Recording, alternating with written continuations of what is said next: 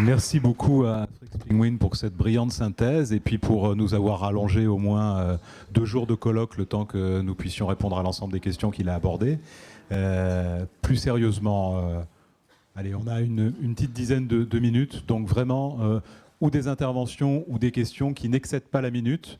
Et puis, on demandera la réaction de Frix Penguin et aussi évidemment de Lars Benjaminsen si vous avez des questions sur le Danemark. Éric Latimer. Merci beaucoup pour vos 2 présentations très bien faites et très intéressantes. 2 remarques rapides. Il y a un peu un contraste entre vos 2 présentations sur au moins 2 éléments. Un, c'est le rôle de Critical Time Intervention, où Freg semble suggérer que, bon, peut-être c'est la solution pour tous. Lars, que c'est pour les besoins plus modérés. Peut-être vous entendre un peu entre les 2 régler cette question. Et l'autre, c'est la question du rôle du congregate housing.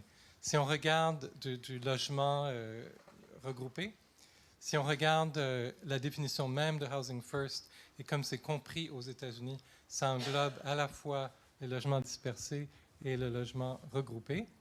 Mais le principe du Housing First tel que défini par Pathways to Housing, c'est celui de choix. Et quand on donne le choix aux gens, la plupart du temps, ils préfèrent les appartements dispersés comme la plupart d'entre nous. Donc, peut-être aussi vous résoudre là-dessus parce que Lars disait qu'en fait, les appartements dispersés fonctionnaient mieux dans la plupart des cas. Merci. Merci. Est-ce qu'il y a une ou 2 autres questions? Oui. Vincent de la recherche française. Moi, j'aurais une question plus générale sur l'augmentation ou pas du nombre de personnes sans abri dans les différents pays d'Europe. Puisque là, on parle en fait, si on prend la métaphore de la baignoire, de comment vider la baignoire, mais on ne parle pas de comment couper le robinet.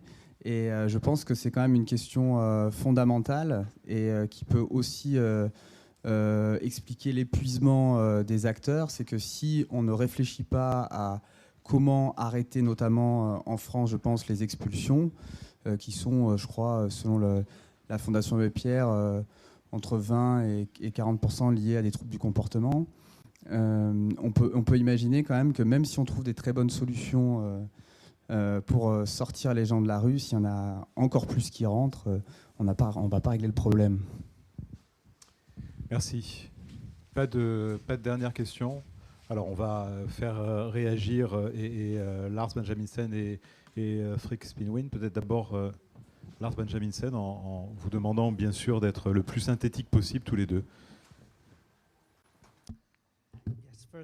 Tout d'abord, je suis tout à fait d'accord avec le Freg sur le fait qu'il est important que nous ayons davantage sur ce qui marche et pour qui, et étudier davantage les sous-groupes, voir ce qui marche pour l'un, pour l'autre.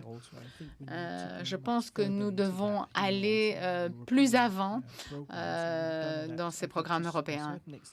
On l'a fait dans une certaine mesure au Danemark, mais c'est également l'un des domaines sur lesquels nous allons davantage nous concentrer dans nos programmes de suivi. Nous allons davantage nous cibler sur ce qui marche et pour qui. Peut-être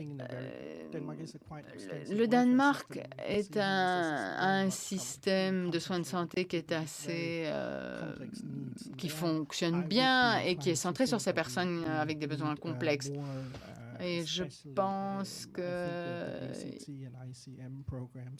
les différents programmes sont nécessaires pour ces populations plus complexes. Alors, en lien avec ce que vous venez de dire sur la fin de l'afflux de personnes, je pense que ces méthodes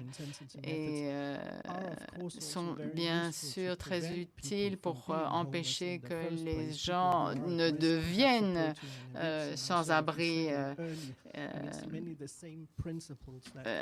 impliquer des principes de façon plus préventive. Ce n'est pas parce que nous travaillons beaucoup ensemble que nous sommes toujours d'accord. Alors, Lars dit que ce que j'essaye de dire, c'est qu'il faut faire attention. On ne sait pas toujours ce qui marche pour qui. Il faut l'étudier davantage. Au Danemark, la population des sans-abri, de façon générale, semble être une population de gens avec des besoins complexes. Dans d'autres pays, cela peut être différent. Et je pense aux Pays-Bas. On ne doit pas aller très loin du Danemark. Ils sont convaincus là-bas que si on intervient au beau moment, eh bien, plus précocement, eh bien, les choses peuvent fonctionner mieux. Je ne voudrais pas donner l'impression que c'est la seule chose qu'il faut envisager, mais c'est une impression générale que dans un certain nombre de pays, on fait trop de soutien social. On pense que l'ACT, c'est le modèle, mais il y a d'autres modèles qui fonctionnent et qui sont moins chers. Alors, en ce qui concerne le fait de logements collectifs ou dispersés, quelquefois, les logements collectifs, ça peut être le choix pour une minorité de gens, mais ça peut être aussi une étape pragmatique avant le Housing First. Ils travaillent beaucoup dans certains pays avec le système de refuge. On veut que les refuges soient des acteurs du logement d'abord. On veut les transformer. Et là, bien sûr, il y aura des logements collectifs. Peut-être pas pour toujours, mais pour l'instant, ça fonctionne. Et ça permet de constituer une étape vers le logement d'abord.